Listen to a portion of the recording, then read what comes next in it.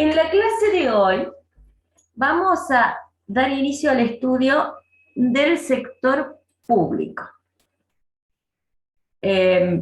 Vamos a compartir pantalla.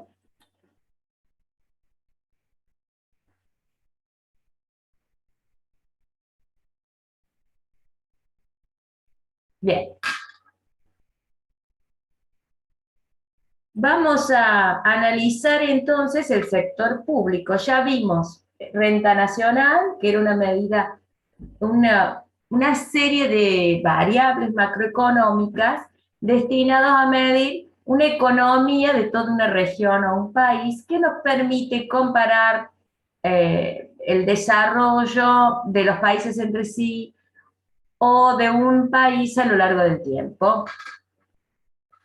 Luego vimos sector externo y en el sector externo analizamos por qué es importante el intercambio y luego vimos la balanza de pago, vimos tipo de cambio, sistema de tipo de cambio y balanza de pago que es, digamos, el registro de transacciones que nos permite analizar cómo se encuentra el sector externo y eso también permite decisiones de políticas económicas y decisiones de inversiones, en el caso, por ejemplo, de extranjeros. Les voy a dejar grabada una clase sobre deuda pública que se relaciona con sector externo y se relaciona con lo que vamos a ver hoy, sector público, para que luego la vean. Y hoy vamos a desarrollar el sector público, que refiere al gobierno, refiere a todas las funciones, quiénes componen el sector público, cuáles son sus funciones, sus atribuciones, y algunas cuestiones de cómo podemos medir la economía del sector público, del gobierno. Vamos a comenzar por tratar de dar una definición del sector público. El sector público lo podemos definir como el conjunto de organismos e instituciones que maneja el Estado. Es decir, a lo que nos referimos normalmente con el gobierno, pero diferenciemos lo que es Estado y lo que es gobierno. El Estado tiene tres componentes que son el componente territorial, tiene un territorio determinado, el componente de la ciudadanía que lo integra, las personas que habitan ese territorio, los naturales de ese territorio, los que nacemos en un territorio, o los que adoptan una nacionalidad por diferentes causas, porque emigran, porque trabajan, porque se casan con personas de otra nacionalidad. Y el tercer componente es el poder. El poder son una suerte de atribuciones, de facultades, potestades, que hacen a su razón de ser. ¿Por qué existe el Estado?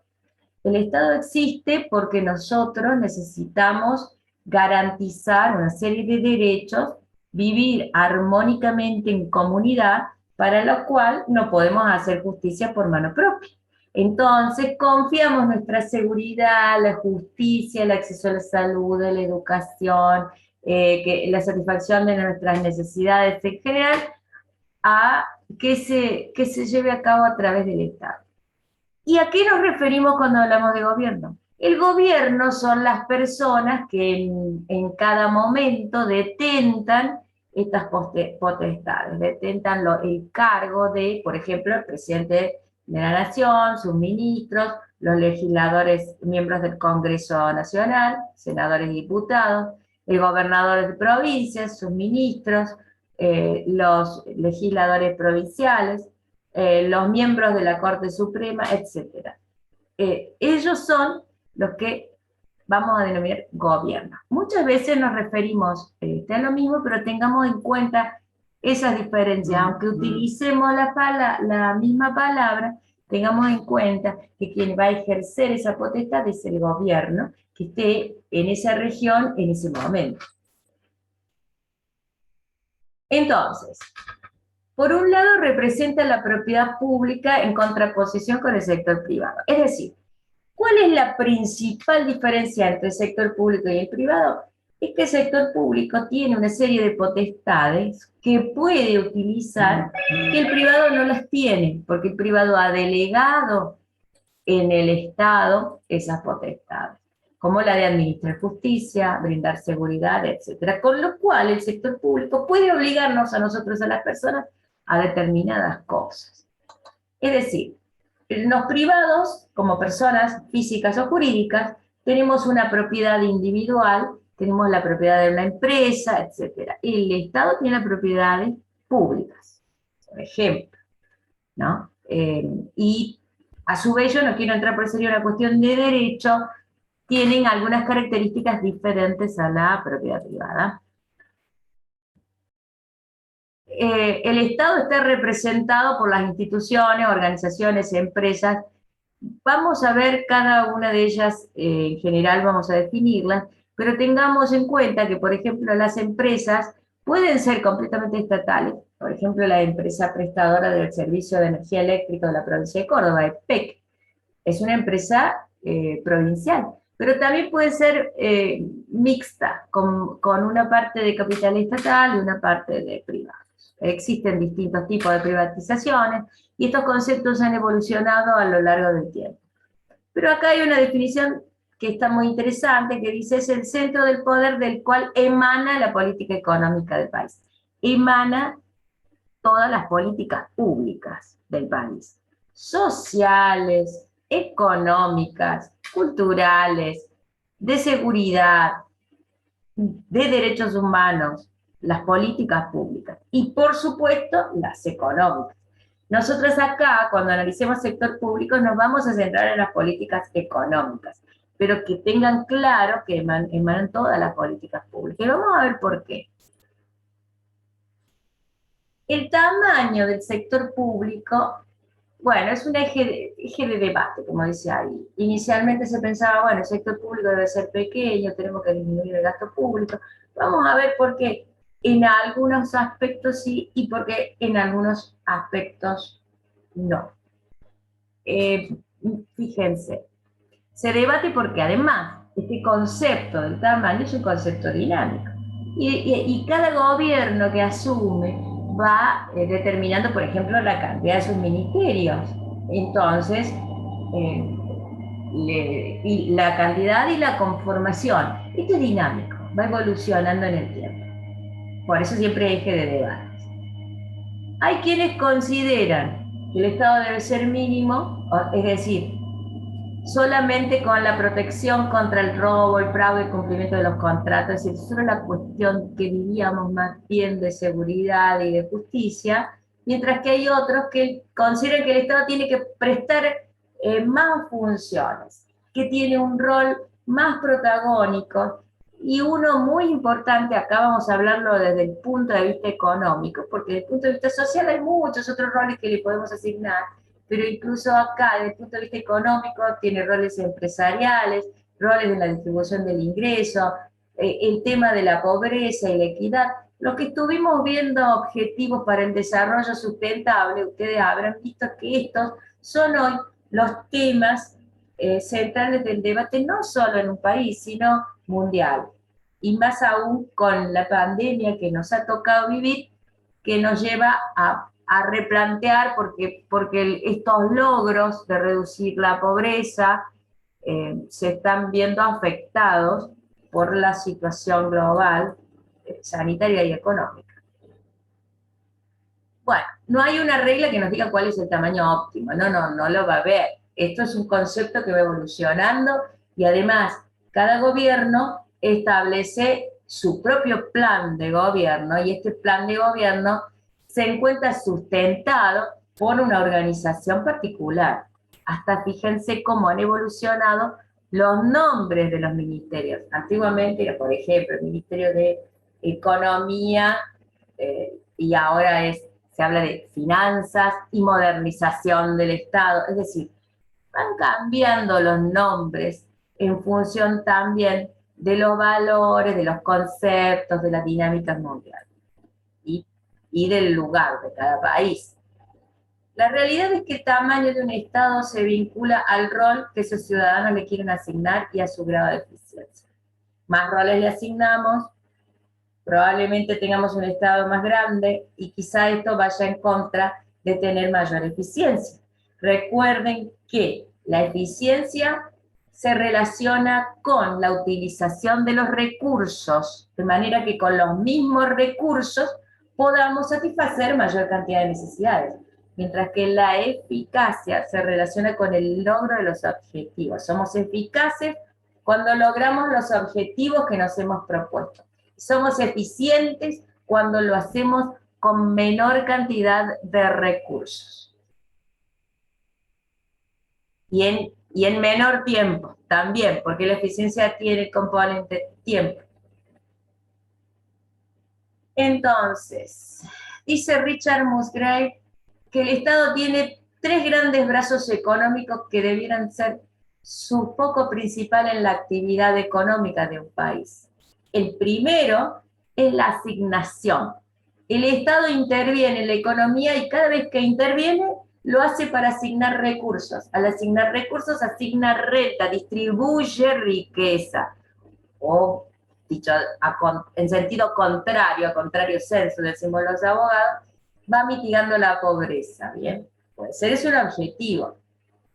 Puede comprar y vender bienes y servicios. Puede él generar bienes y servicios que vende. Y también compra, tiene proveedores. En materia de educación hay escuelas privadas y escuelas públicas. Hay un principio bueno, que los abogados siempre nos gusta desarrollar, que es el principio de subsidiariedad y que se aplica en la cuestión de la economía. Caso de la educación, caso de la salud. Son, digamos, necesidades que los privados pueden prestar entre sí. Pero, como el privado siempre lleva la búsqueda de maximizar sus beneficios, el riesgo es que haya algunos habitantes, algunos ciudadanos, que no tengan acceso a la educación y a la salud. O, dicho de otra manera, que las prestaciones que es capaz de otorgarse el sector privado para satisfacer las necesidades de la economía de un país en materia de educación y de salud pueden no ser suficientes. En ese caso es necesario que subsidiariamente sea el Estado a través de su gobierno el que brinde educación, salud y así logre una igualdad de oportunidades y logre el acceso a la educación y a la salud de todos los habitantes. La seguridad ya sabemos que por más que nosotros tenemos formas de colaboración entre nosotros para brindarnos seguridad ciudadana, por ejemplo, la seguridad, visto como la justicia, el rol de la policía, de la gendarmería, las Fuerzas Armadas, Seguridad Nacional, esto es propio y ha sido delegado al Estado y por lo tanto es a través del gobierno que se presta el servicio de la seguridad. Otro rol muy importante que tiene el sector público, que digamos, tiene el Estado, es la distribución. Es decir, ver cómo los bienes y servicios se distribuyen entre los ciudadanos. Un poco lo que ya dijimos, cuando esa distribución es inequitativa, cuando esa distribución no nos permite garantizar derechos constitucionales, que vamos a ver al final de la clase algunos, es importante que el gobierno tenga un rol en materia de la distribución de los bienes y servicios. Y la estabilización económica, sobre todo acá vamos a referir que buscamos estabilizar las variables macroeconómicas. ¿Para qué? Para estabilizar la economía, para dar seguridad a las inversiones. Y es el responsable de mantener el pleno empleo en los distintos escenarios económicos y sociales.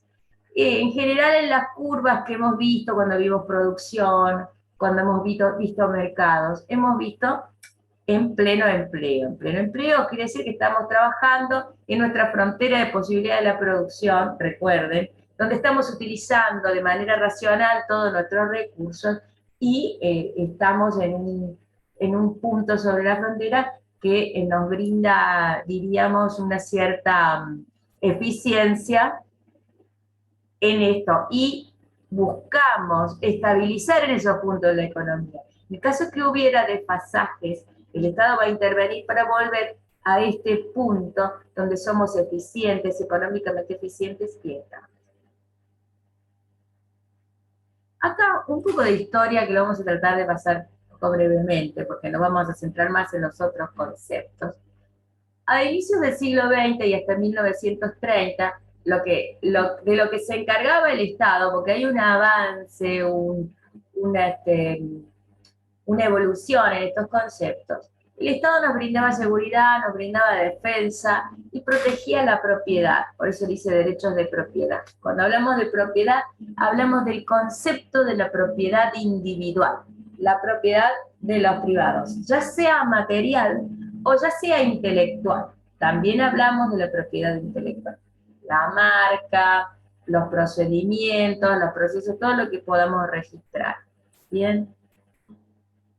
Establecía un marco jurídico institucional, fue gendarme, es decir, hacía una suerte de control donde actuaba como un juez, como un Estado controlador para que se respete a través del uso de la fuerza pública, si hubiera sido necesario, estos, digamos, grandes pilares, que son seguridad, defensa y propiedad.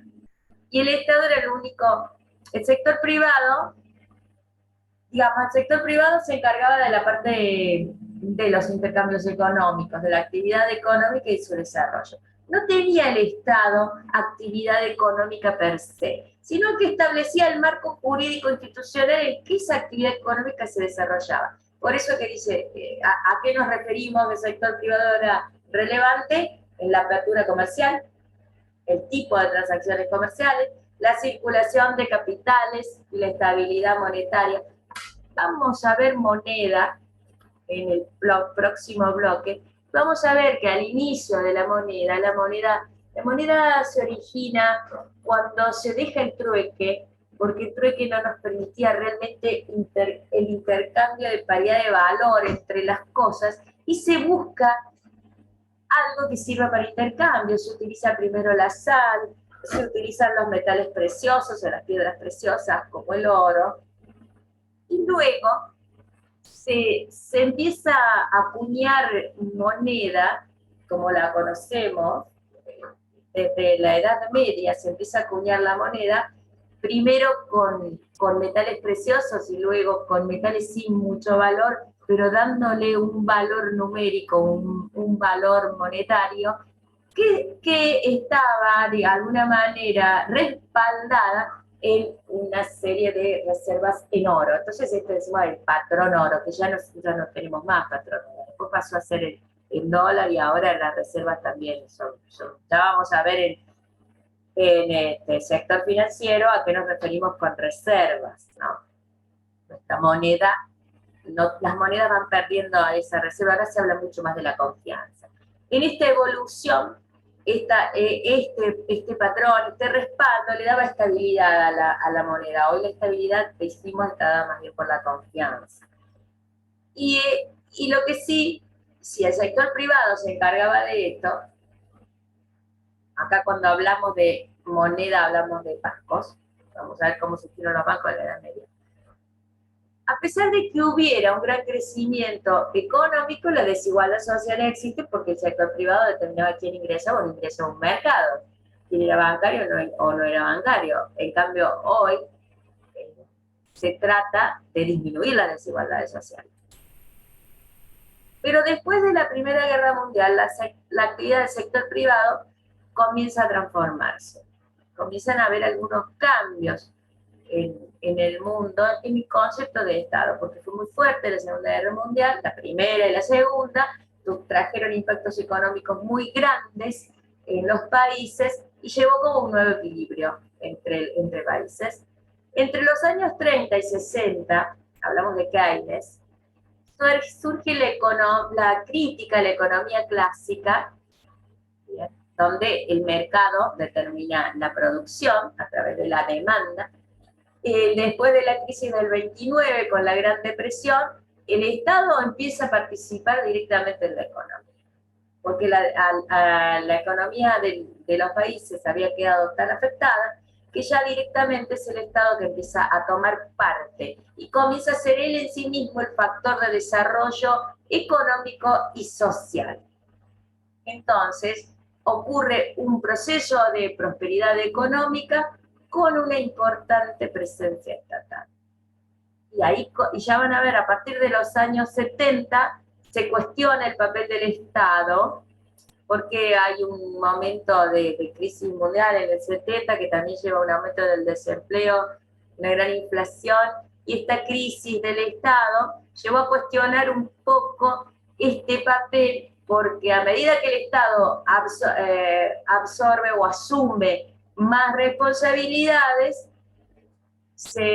comienza el aumento de precios, aumenta el desempleo, comienza la gente que puede emplearse en el sector público sí, pero el sector privado comienza a haber desempleo, eso trae problemas productivos, nos trae a esta inflación, ya vamos a ver en inflación el significado, es el aumento de los precios con desempleo, eso es la estanflación. Y en los 80 se produce un estancamiento en los países de vías de desarrollo, un colapso de las economías del bloque soviético cuando cae el muro de Berlín en 1989, y esto también trae un reordenamiento con más inflación y con más deuda.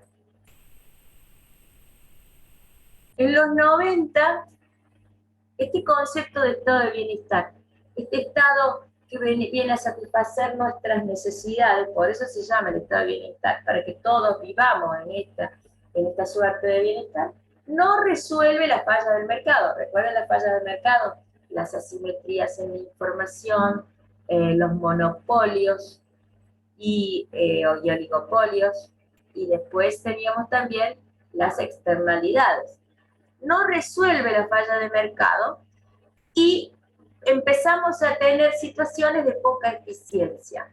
Apertura comercial y financiera, el sector público se va tratando de reducir a través de una serie de procesos de privatización y de cambios en la forma de gestión de la administración pública. Se busca una suerte de forma de gestión más parecida al privado, que busca eficiencia, y bueno, hay algunos conceptos que no terminaron de ser tan exitosos porque vamos a ver que estas potestades que tiene el sector público, que se originan en la razón de ser del Estado, está basada en nuestra Constitución, no siempre puede actuar como actúa el sector privado, porque tiene que poder satisfacer las necesidades de la gente que no tiene acceso.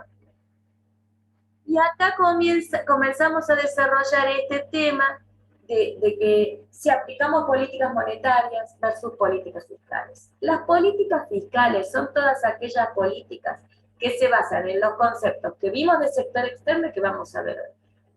Se lo resumo para que les quede claro, y lo volvemos a decir al final de clase. Las políticas fiscales son aquellas que se relacionan con el gasto público, con la creación de impuestos, la generación de incentivos, el manejo del tipo de cambio y algunas otras tasas de interés y más que vamos a ver en sector financiero. Las políticas monetarias son aquellas que se basan, y lo vamos a ver en detalle en el próximo bloque, el sector financiero, por ejemplo, en emisión de moneda, en aumento de la oferta monetaria. Van a ver la definición de oferta monetaria. Base monetaria, oferta monetaria, el sector financiero, pero tengan en cuenta que las políticas monetarias se relacionan con la cantidad de moneda circulante. Y ahora, a partir de la pandemia, volvemos a una nueva discusión, que esta discusión no es de nosotros, es mundial. ¿Cuál debe ser el rol del Estado? Se dice que ahora en este momento se está revisando y se está tratando de ver, porque además no se basta a sí mismo, sino que es necesaria la colaboración internacional. Ya vamos a ver por qué es importante que exista colaboración entre los países. ¿Quiénes integran el sector gobierno? Bueno, esto es un poquito de derecho constitucional. Nuestra Constitución establece la forma de gobierno representativa, republicana y federal. Representativa porque el pueblo no delibera ni gobierna, sino a través de sus representantes, que son como los que ahora vamos a elegir en noviembre, nuestros legisladores, diputados y senadores nacionales, los legisladores provinciales, concejales. Ellos son los que nosotros a través de nuestro voto elegimos, también elegimos el presidente, elegimos el gobernador, elegimos el intendente. Además, es republicana. La forma republicana se basa en la división de poderes. El poder, que es un elemento del Estado, como dijimos al principio, es uno. Sin embargo, se divide en tres funciones. La función legislativa, la función ejecutiva y la función judicial. Hay un control en cada uno de estos poderes, que nosotros llamamos poder legislativo, poder ejecutivo, poder judicial, pero requieren las funciones. Hay un control entre ellos tres. Existen distintos sistemas de control. ¿A los fines de qué? De evitar las arbitrariedades que en la Edad Media ocurría con los reyes y sobre todo con el absolutismo, y cuando se llega al absolutismo regio, que donde el rey dice, la ley soy yo, el Estado soy yo, pero llevaba a una serie de arbitrariedades y de injusticias que culminaron con la rebelión, en el caso de la Revolución Francesa, y que trajo este debate a la constitución del Estado moderno, que se constituye de la forma que hemos estado explicando, con los tres elementos, territorio, habitantes y poder, con la división, el concepto de república, con la división de poderes y el equilibrio que entre sí se brindan los poderes legislativo, ejecutivo y judicial. Pero a su vez, nuestra forma de gobierno es federal, que quiere decir que tenemos tres órdenes: un orden nacional, un orden provincial y un orden municipal. Y hay una cosa que dice la Constitución, que en realidad, y si recuerdan la historia que deben haber visto en el secundario, sin duda, la historia de cómo se fue conformando nuestro país, las provincias son las originarias, y son las provincias las que se reúnen y de alguna manera conforman el Estado Nacional, por lo que tienen un rol de suma importancia. No es desde la nación hacia las provincias, es desde la provincia a la nación, cómo se constituyó el Estado. Entonces, tanto los órdenes nacionales como provincial tienen los tres poderes: poder ejecutivo, legislativo y judicial. Mientras que los gobiernos locales, a mí me gusta llamarle gobiernos locales, porque en lo que son gobiernos locales tenemos municipios y tenemos comunas, según el tamaño y según también el gobierno. Hay un marco jurídico un poquito diferente que no hace a lo que ustedes piensan, que las comunas son pequeñas y los municipios siempre son un poco más grandes. Y hay ciudades que son aún más grandes y que tienen otras características mayor autonomía. Entonces tenemos las municipalidades o los gobiernos locales solo cuentan con un poder ejecutivo, que sería el intendente, y un poder legislativo, consejo deliberante. Consejo deliberante con C, porque no viene de consejo de aconsejar, que es con S, viene de la palabra latina concilium, que es conciliar, o sea, es el lugar de los debates, por eso es consejo deliberante. Tenemos un poder ejecutivo que ejecuta y hace cumplir las normas, las leyes. Y hay distintas organizaciones, ya vamos a ver cómo está organizado el poder ejecutivo. Pero tengamos en cuenta que su función es ejecutar las leyes y algunas cositas más que ya vamos a desarrollar, porque nos vamos a centrar bastante en el poder ejecutivo, es el que más impacta en todo esto. Y el poder judicial administra justicia, es decir, aplica la legislación a un caso particular y administra así justicia, sanciona incumplimientos, etc. Quienes integran el Poder Judicial, los tribunales. Pero veamos el tercero, el Poder Legislativo, que dicta las leyes. Las leyes son generales, porque son más amplias. Por eso vamos a ver que el Poder Ejecutivo, para ejecutar, vaya la redundancia, las leyes que ha dictado el Poder Legislativo, tiene una facultad que es regular, que en el marco de esa ley general va estableciendo cuestiones particulares. Y el Poder Judicial aplica las leyes y aplica los reglamentos que establece el Ejecutivo, los aplica, pero para los casos particulares de aquellos que van y se someten. Básicamente el Poder Ejecutivo a nivel nacional está conformado por el Presidente de la Nación, que elige a sus ministros. Presidente y vicepresidente se votan. Después el presidente organiza a sus ministros. Y vamos a ver que hay una administración central, una administración descentralizada, ya lo vamos a ver en detalle.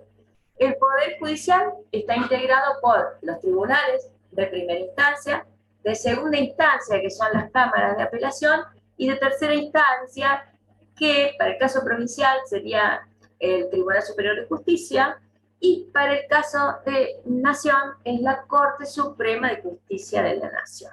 Y es la Corte Suprema de Justicia la que se encarga de interpretar nuestra Constitución. Entonces, ella da los lineamientos de la aplicación de nuestra Constitución a los distintos casos particulares. El Poder Legislativo, dijimos que en el orden local tenemos el Consejo Deliberante, nuestros concejales. En el orden provincial, en el caso de la provincia de Córdoba, tenemos la legislatura de la provincia de Córdoba, tenemos legisladores departamentales, legisladores que van por la cantidad de habitantes que tenemos, una cantidad de legisladores, determinan distritales, y los distritales vienen por cada departamento, uno por departamento, y luego tenemos los legisladores que integran la Cámara, que no son distritales. Porque antes teníamos una Cámara de senadores y de diputados. Los legisladores distritales serían los equivalentes a los senadores que teníamos antes. Pero ahora tenemos una unicameral, sola Cámara y en las condiciones de legislador. Y por otro lado, a nivel nacional, en la Nación, tenemos el Congreso de la Nación, y ahí sí tenemos bicameral, una Cámara de Senadores, que son 3 senadores por provincia, lo que vamos a votar en noviembre, y tenemos los diputados, que los elegimos en las provincias, conforme el número de habitantes es la cantidad de diputados que van a integrar y que representan el pueblo. Los senadores representan la provincia, los diputados representan el pueblo, a todos nosotros. La administración nacional está integrada por una administración central. La administración central está encabezada por el presidente de la Nación, hablemos de Nación, ¿no es cierto? El presidente de la Nación y sus ministros. Y luego abajo tenemos secretarios, subsecretarios, directores generales, directores, subdirectores, todo, digamos, una jerarquía, como una pirámide jerárquica. Pero cada ministro depende del presidente de la Nación. De manera que las decisiones que se toman en los ministerios siempre pueden ser, por ejemplo, revisadas por el presidente de la Nación. Pero también tenemos organismos descentralizados. Organismos descentralizados son aquellos que tienen un presupuesto propio, determinado nivel de autarquía, tienen cierto nivel de autonomía y de autarquía, y pueden tomar decisiones que no van a ser revisadas por el presidente, pero sí siempre van a ser revisadas por la justicia, siempre. Bien, siempre la justicia podemos acudir. ¿Y por qué esto? Y bueno, generalmente son organismos que recaudan, vamos a ver sus características, y que solemos decir los abogados administrativistas que de alguna manera son como los satélites que van girando alrededor,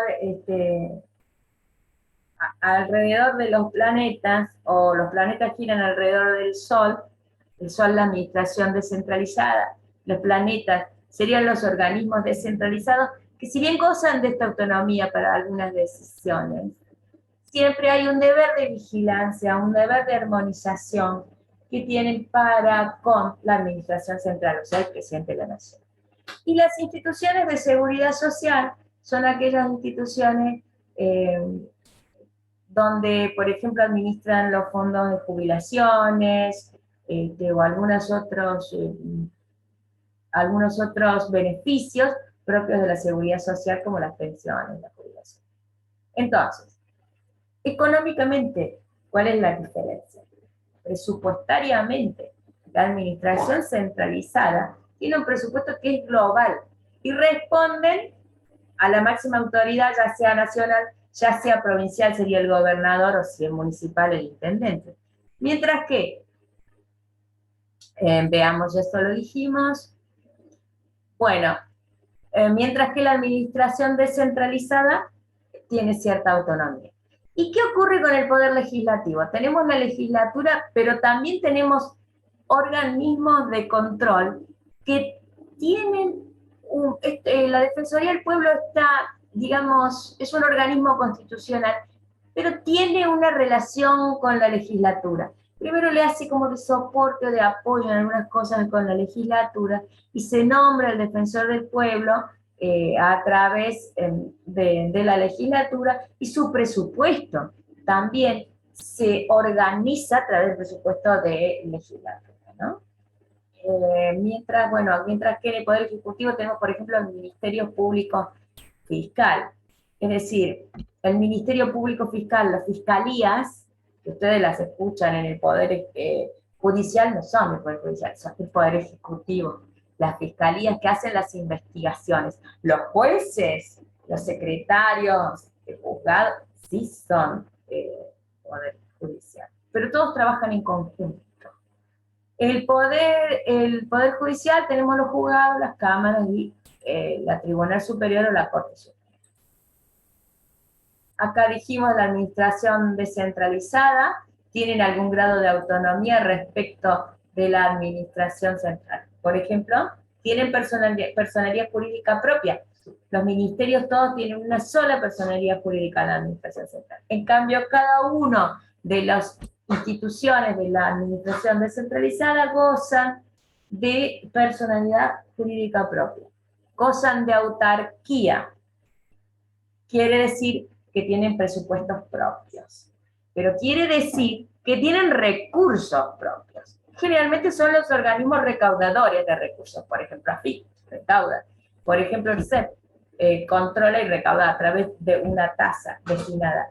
Por ejemplo, la obra social, APROS, también recauda el porcentaje que el empleador y los empleados aportan a la obra social. Por eso son autárquicos porque tienen un patrimonio propio, tienen recursos propios, y eso les da independencia financiera. Por eso pueden ser más rápidos en la toma de decisiones, porque tienen presupuestos propios y se administran a sí mismos, pero siempre con esa suerte de control, entre paréntesis, yo diría vigilancia de la administración central. Es decir, vigilancia. No puede hacer algo tan contrario a lo que la administración central está llevando a cabo. A eso refiere la vigilancia. Y hay una relación, hay una vinculación, que no es del nivel que ocurre en la administración central. Ejemplos de administración descentralizada, entes autárquicos. Así los pueden encontrar en la bibliografía. El ente regulador de los servicios públicos, ERCEP, es un ente autárquico del gobierno de la provincia de Córdoba. Tiene relación con el gobierno de la provincia de Córdoba. El ente nacional de gas, ENARGAS, se relaciona con la presidencia de la nación, porque es un ente regulador en materia de gas, pero nacional. El ente regulador de la energía, ENRE, igual que el ENARGAS, es nacional. El Instituto Nacional del Agua, el INA, también es a nivel de presidencia de la nación. Autárquico, pero con una relación con presidencia de la nación. La CNC, la Comisión Nacional de Comunicaciones, van a ver que todos ellos otorgan licencias. El Instituto Nacional del Agua va a otorgar algunas. algunas licencias, van a cobrar algunos cánones, tienen presupuestos propios. La Comisión Nacional de Comunicaciones otorga la licencia de las comunicaciones. Eh, a, todos los procedimientos de antenas, todo lo que son telefonía, todo lo que es radio, televisión, etc. Comisión Nacional de Energía Atómica, la CNEA, también es otro ejemplo. ANSES, que es la Administración Nacional de la Seguridad Social. Tenemos jubilaciones, tenemos pensiones que ANSES, digamos, administra, tiene fondos propios que recibe y con eso los administra. Administración Provincial de Salud y Seguridad Social, APROS, que es a nivel de gobierno de la provincia de Córdoba.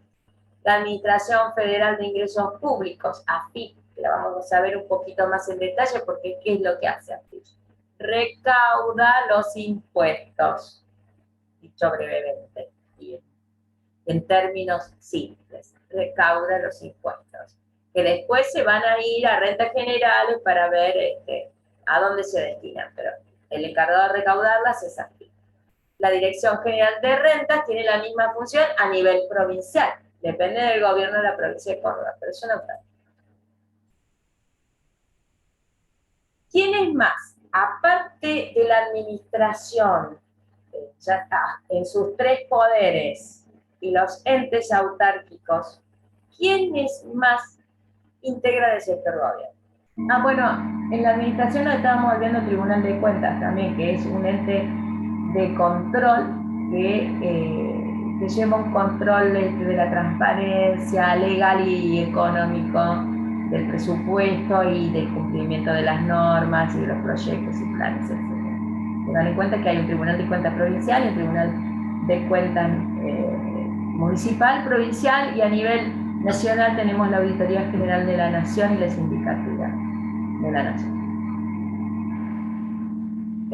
¿Quiénes más integran el sector gobierno? Además de todos estos organismos que hemos detallado, el Estado cuenta con empresas del Estado, que pueden ser sociedades del Estado, como nombramos OPEC, como pueden ser sociedades anónimas con participación estatal e incluso sociedades de economía mixta. Pueden encontrar ejemplos de distintas sociedades que tienen distintas participaciones. Aerolíneas Argentinas, por ejemplo. Y van a ver que esto va cambiando porque en la época porque se dan distintos tipos de privatizaciones y a medida que se privatizan la prestación de algunos servicios, se conforman sociedades que integra el Estado. Esto es algo dinámico. Y también como otra categoría de integrantes del sector público son los entes no estatales.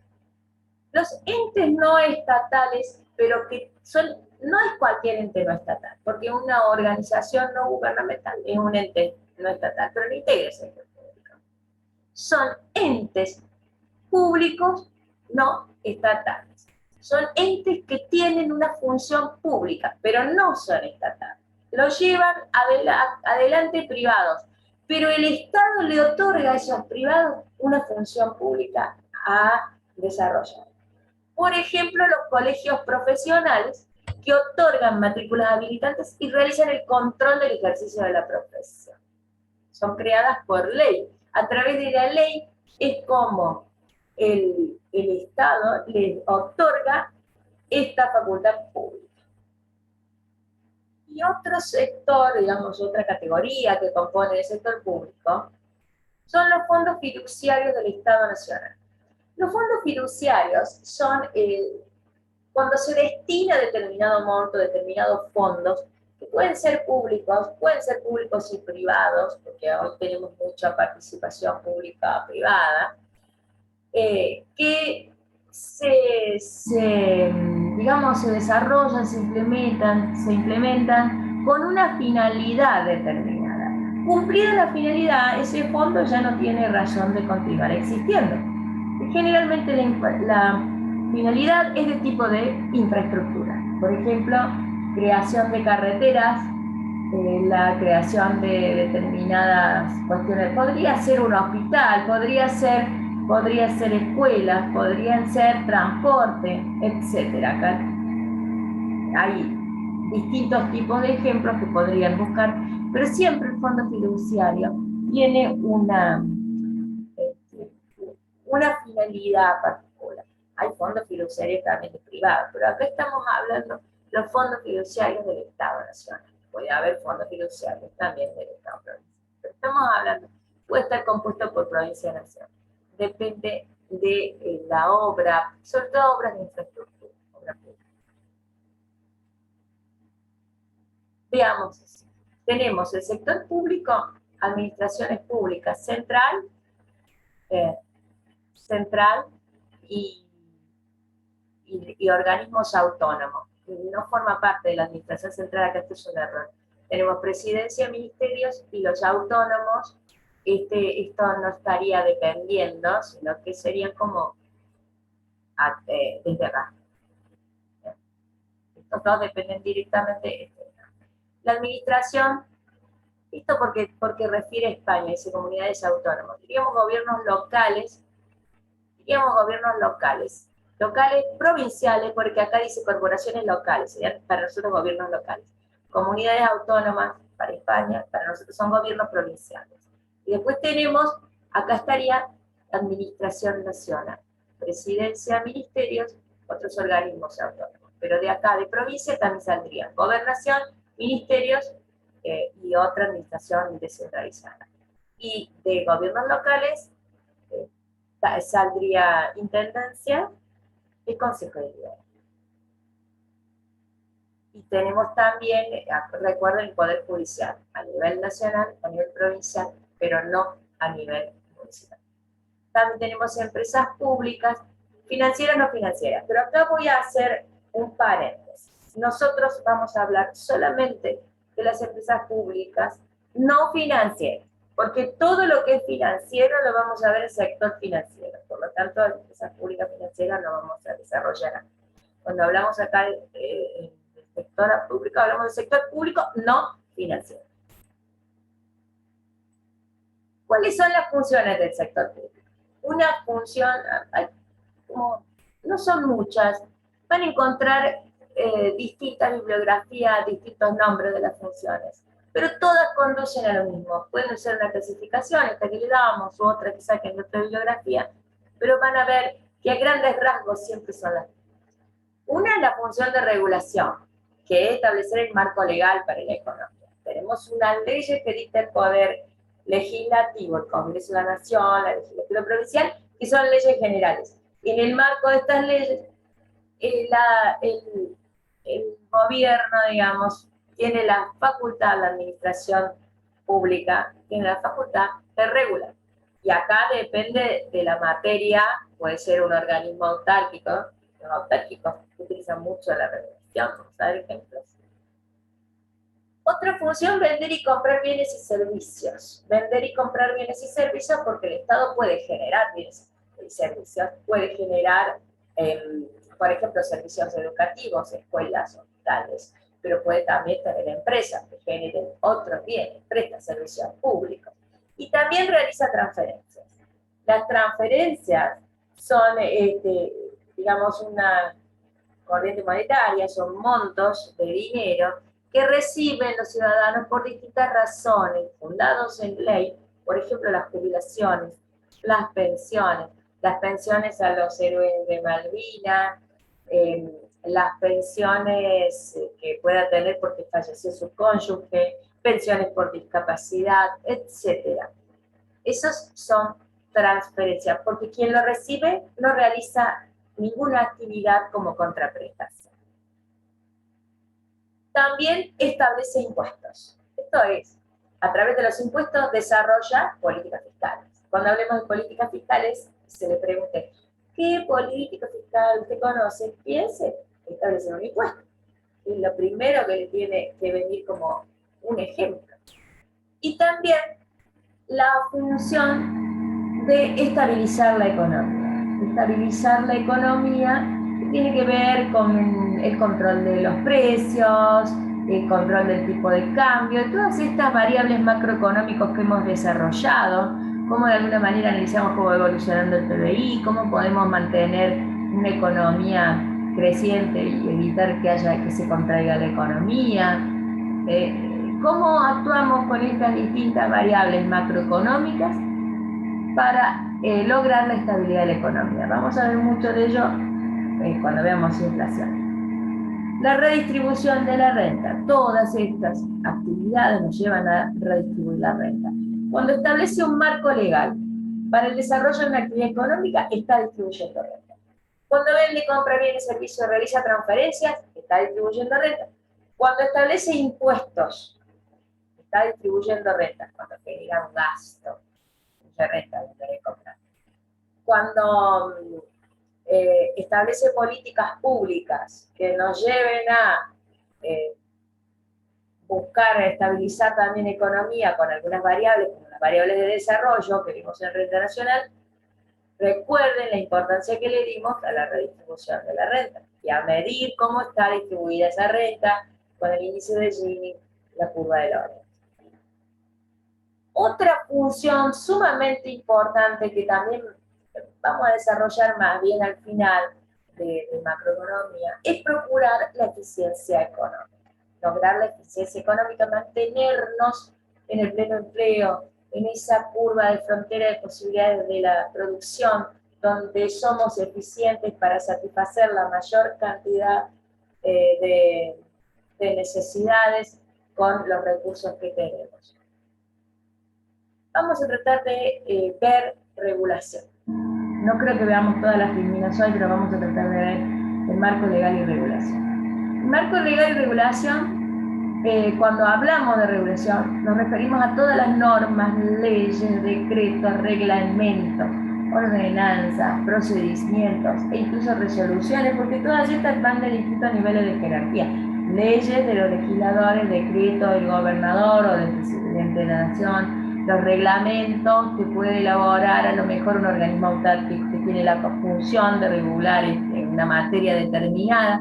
Las ordenanzas son locales del Consejo Deliberante, los procedimientos, la ley de procedimiento administrativo nos va a indicar cómo nos vamos a manejar en la administración, y las resoluciones que son de una dirección, por ejemplo, de un ente autárquico, nos van a ir dando el marco legal y van regulando las distintas materias.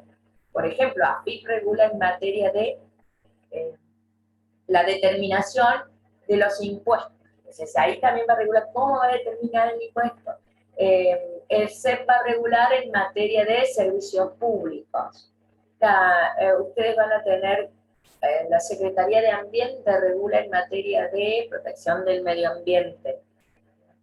Entonces, vamos a ir viendo cómo se van estableciendo normas específicas para aplicar la ley. Tiene como finalidad modificar conductas y controlar conductas. Siempre hay una actividad de control ligada a la regulación. Regulación es establecer una norma, pero también es controlar su cumplimiento y también es aplicar sanciones. ¿Para qué? Para modificar conducta. Y esto implica alejar de lo que sería el libre mercado, con el fin de mejorar eficiencia, la equidad y darle una solución a las fallas del mercado. Lo que ya vimos, las asimetrías y las externalidades. Repasen asimetrías y externalidades. ¿En qué materia de qué podemos regular? Sobre distintos aspectos podemos regular. Sobre el control de los productos en cuestión de calidad y estándares técnicos. Siempre la regulación se dirige a cuestiones netamente técnicas. Por eso hablamos de cuestiones de calidad y estándares técnicos. Por ejemplo, la ANMAT, que es la Administración Nacional de Medicamentos, Alimentos y Tecnología Médica, va a regular en materia de sanidad y calidad de medicamentos y alimentos. Y podemos regular, esto estamos regulando sobre el producto, es decir, qué características tiene que tener el producto. Pero también podemos regular cómo van a entrar o salir los productos en el mercado, podemos actuar sobre la oferta, podemos establecer, recuerden los precios cuidados, precio mínimo, precio máximo que vimos, control de precio. Eso se refiere a control de precio. Podemos ver cómo vamos a proteger el ambiente, que tenemos otras normas técnicas. a través de otorgar licencias, permisos, autorizaciones, vamos regulando cómo se van a llevar a cabo esos procedimientos. Eso nos va a implicar licencias, permisos, autorizaciones y otorgar monopolios o oligopolios. Entonces, es regular mercados, desde eso, desde el control de precios o desde la oferta. Y las barreras, por ejemplo, aranceles aranceles que vayan a regular la importación o la exportación. Vamos a ver, los vimos en sector externo, que se pueden regular y eso va a permitir o no el acceso a determinados mercados. El CEP regula la tarifa de electricidad, de agua, gas, transporte. Volviendo a exportaciones e importaciones, recuerden que las retenciones regulan las exportaciones. Recuerden que acá hubo debate importante sobre las retenciones y los aranceles, la importación. Bueno, las licencias de taxi son licencias, son permisos. Y acá usted establece que no cualquiera puede tener un taxi. Usted no puede tomar su auto y decir, voy a hacer taxi. No, no. Le otorgan una licencia, hay una serie de normas que cumplir y una serie de actividades de control que lleva a cabo, en este caso la municipalidad, donde usted lleva esta actividad de taxi. Y sobre el control del proceso de la producción también regula el gobierno, ¿no? Sobre el control del proceso de la producción. Por ejemplo, cómo va a elaborar determinado producto para evitar la contaminación, para darle ciertas características al producto, cómo se va a envasar, cómo se va a conservar. Por ejemplo, el agua potable, regulación de emisiones, materia de antena de telefonía celular, etcétera, está regulando emisiones. El CEP controla una serie de estos servicios y, por supuesto, si controla, aplica multas. Bueno, acá hay algunos ejemplos de marcos legales. Tenemos la Ley de Defensa de la Competencia, la Ley de Defensa del Consumidor. La Ley de Defensa de la Competencia establece cómo las empresas pueden competir entre sí.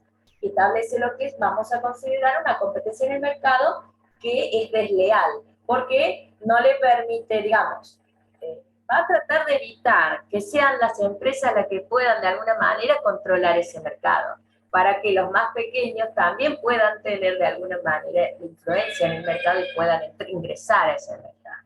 La Ley de Defensa del Consumidor lo que hace es proteger al más débil en la relación jurídica. A nuestro consumidor le va digamos, donde había una asimetría sobre todo de la información, le va a través de una actividad de control y de regulación, va a proteger y va a atender sus reclamos y tratar de lograr un equilibrio. No es ir todo a favor de uno, sino es como una balanza donde tiene que tratar de equilibrar. ¿Para qué? Por un lado, la empresa prestadora del servicio preste el servicio con eficiencia y obtenga el beneficio que tiene que obtener y que su beneficio sea justo, no en exceso, y que todos tengan acceso, nuestro consumidor tenga acceso al servicio y pueda pagar un valor justo con el concepto de equidad que vimos en el juego. Leyes laborales tenemos también, por ejemplo, higiene y seguridad de trabajo, leyes ambientales, toda la legislación ambiental, la ley de protección del ambiente, las leyes de presupuestos mínimos, etc. Otro tipo de control que también influye en los mercados es el tema de la información.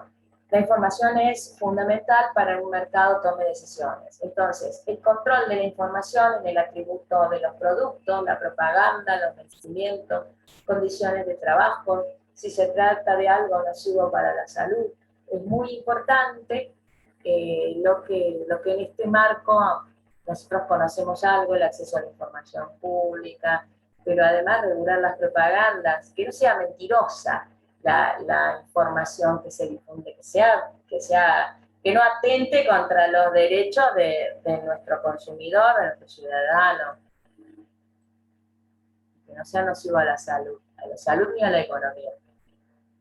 Otra actividad que puede llevar a cabo, vender y comprar bienes y servicios, realizar transferencias, ya un poco lo dijimos.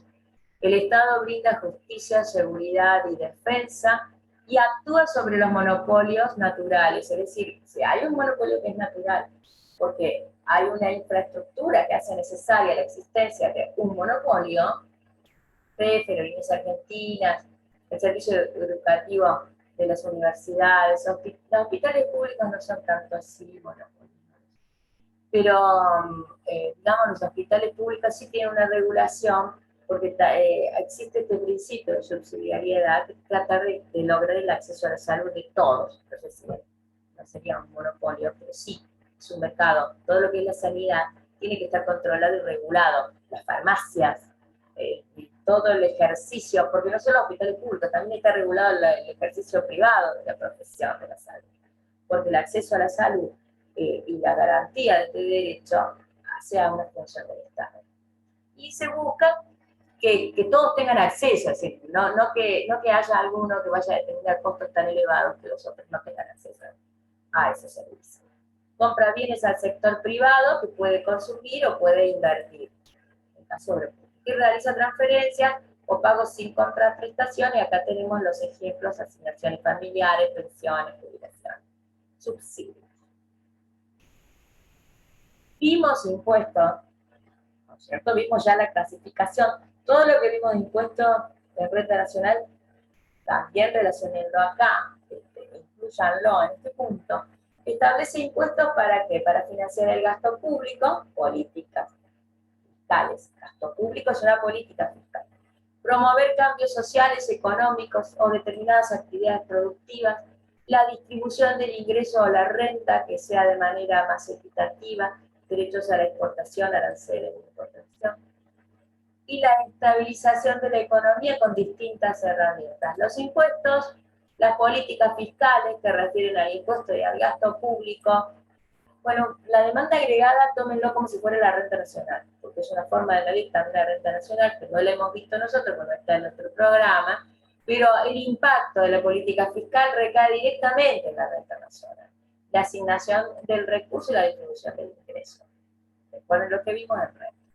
La política monetaria la vamos a ver en el sector financiero, pero vamos a ver cómo existen, cómo estas cuestiones como la inflación, el tema del empleo, bueno, lo que vimos en el sector externo, balance de pago, van influyendo en la economía.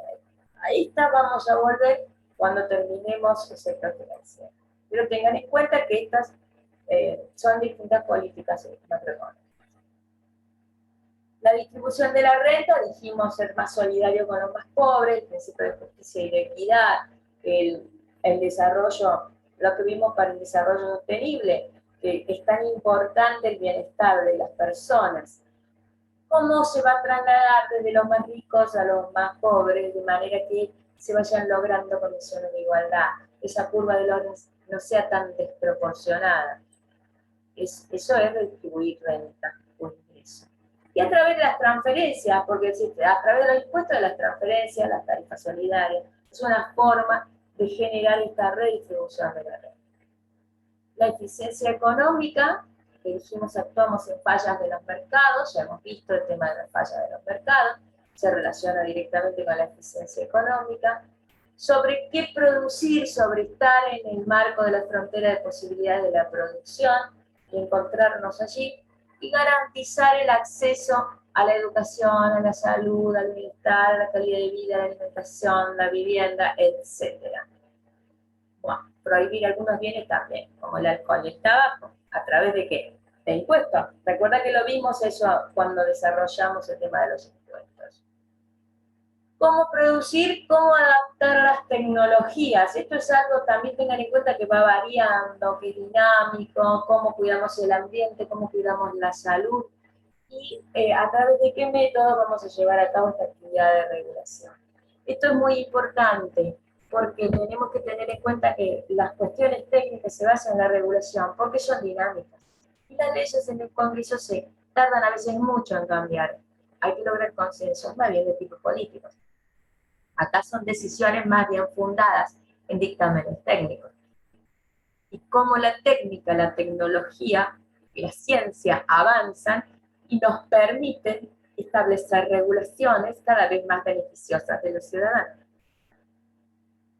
¿Para quién producir? ¿Para quién producir? Esto vamos a hacer destinando renta, con transferencia, con asistencia social. Bueno, vamos a dejar de compartir. A partir de allí empezaremos a hablar de los ingresos del Estado y de otras cuestiones, pero bueno. En el caso de